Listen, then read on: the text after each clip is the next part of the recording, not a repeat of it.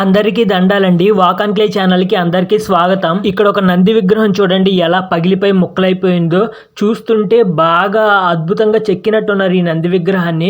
కానీ ఎండ వేడికి తట్టుకోలేక ముక్కలైపోయిందో లేదంటే ఎవరైనా కావాలనే పగలగొట్టేశారో తెలియదు, కానీ చూడ్డానికైతే చాలా బాధగా ఉంది. నంది విగ్రహం ఇలా పగిలిపోవడం చాలా బాధగా ఉందన్నమాట.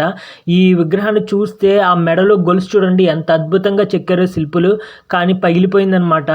బహుశా రోహిణి కార్తీ వేడిలకి బండలు కూడా పగిలిపోతాయి అంటారు కదా, అందుకు పగిలిపోయిందేమో మరి తెలీదు. ఇది ఎక్కడంటే శ్రీశైలం అడవుల్లో అనమాట. ఇప్పుడు మీరు చూస్తున్నది వీరభద్ర స్వామి గుడి.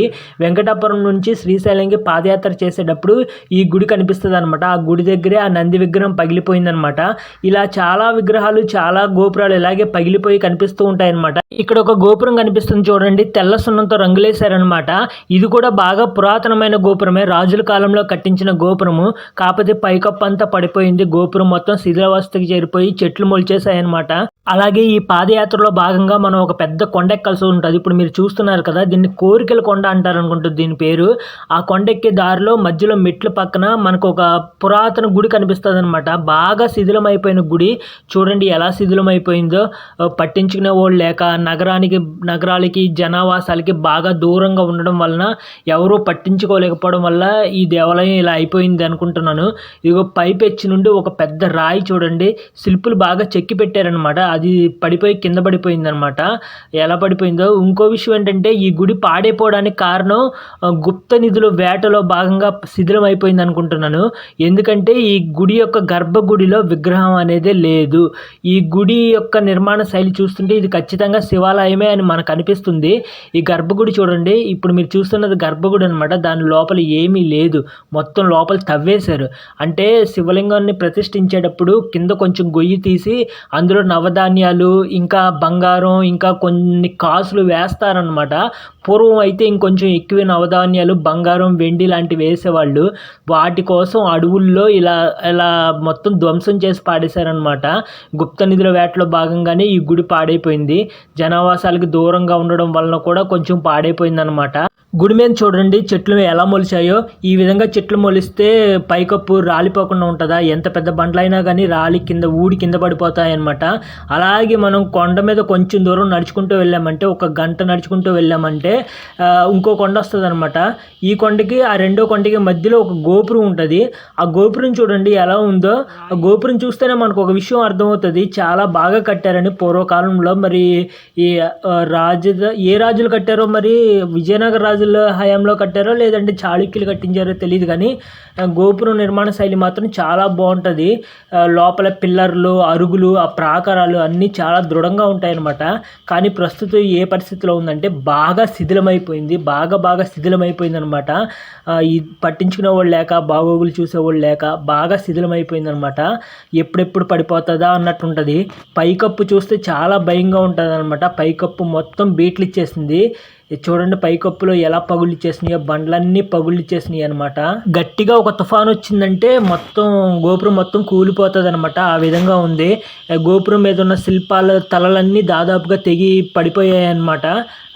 మరి ఎవరైనా కావాలని పగలగొట్టారో లేదంటే తుఫాను కారణంగా అలా అయిపోయిందో తెలియదు. అలాగే ఇంకొంచెం దూరం వెళ్తే మనం ఇంకో గోపురాన్ని చూడొచ్చు. అదిగో ఇప్పుడు మీరు తెర మీద చూస్తున్నారు కదా గోపురం, ఇది పైకప్పు మొత్తం ఊడికి పడిపోయింది అనమాట. గోపురం లోపల నుంచి నడుచుకుంటూ వెళ్ళడం కుదరదు, పక్క నుంచే వెళ్ళాలన్నమాట. ఈ విధంగా పక్క నుంచి ఒక దారి చేశారు, ఆ దారిలోనే వెళ్ళాలన్నమాట. పూర్వం గోపురాల్లో కూడా నిధులు దాచేవారంట. ఆ నిధుల కోసం ఎవరైనా మరి ఇలా పగలగొట్టేశారో ఏమో తెలీదు. ఆ గోపురాల్లో ఆర్మర్లు ఉంటాయి కదా, వాటిలో నిధులు దాచేవాళ్ళంట. గుప్త నిధుల వేటలో భాగంగానే ఈ విధంగా అయిపోయిందనమాట. ఇంకా కొంచెం దూరం నడిచాక మనకు ఒక నంది విగ్రహం చిన్నదనమాట. చూడండి ఇది వేడికే పగిలిపోయింది అనుకుంటున్నాను, తల మొత్తం పగిలిపోయింది చూడండి. మరి ఇక్కడ ఎవరు ప్రతిష్ఠించారో ఎందుకు ప్రతిష్ఠించారో తెలియదు, కానీ కేవలం ఒక నంది విగ్రహం మాత్రమే ఉంటుంది. బహుశా ఇది శ్రీశైలం మల్లన్నను చూస్తుందేమో అని నేను అనుకుంటున్నాను. అలాగే మనం ఈ పాదయాత్ర వెళ్ళేటప్పుడు మనకి చాలా చోట్ల ఇలా బూడిది కనిపిస్తూ ఉంటుంది అనమాట. అంటే కార్చిచ్చు వల్ల కింద ఆకులన్నీ మండిపోయి బాగా తగలబడిపోయి ఇలా బూడిది కింద అయిపోయింది అనమాట.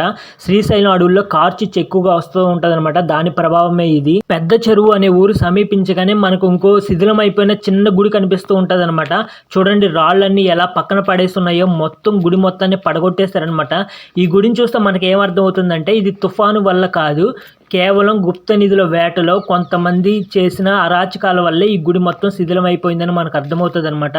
ఎందుకంటే ఇక్కడ మీరు జాగ్రత్తగా గమనించండి, ఒక గొయ్యి తవ్వేసి ఉంది. గుడి వెనకాల నుంచి నేను ఇప్పుడు షూట్ చేశాను అనమాట.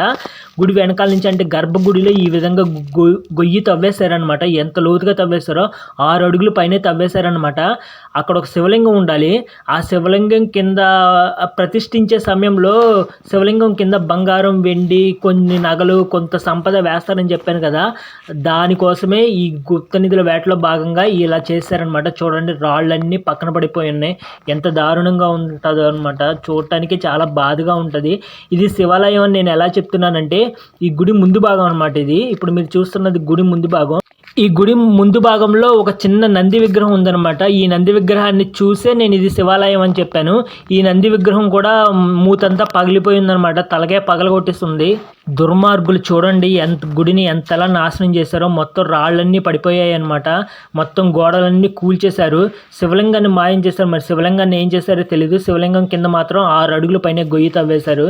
మరి వాళ్ళకి ఏమైనా సంపద దొరికిందో లేదో, వాళ్ళు ఏమైనా బాగుపడ్డారో లేదో తెలియదు, కానీ ఒక మంచి చిన్న గుడిని మాత్రం ధ్వంసం చేసి నాశనం చేసి వెళ్ళిపోయారనమాట దుర్మార్గులు. ఓకే ఫ్రెండ్స్, వీడియో నచ్చితే లైక్ చేయండి, షేర్ చేయండి, మీ అభిప్రాయాల్ని కామెంట్స్ ద్వారా తెలియచేయండి. వాక్ అండ్ క్లే ఛానల్ని సబ్స్క్రైబ్ చేయడం మర్చిపోకండి ఫ్రెండ్స్. ధన్యవాదాలు. Thank you.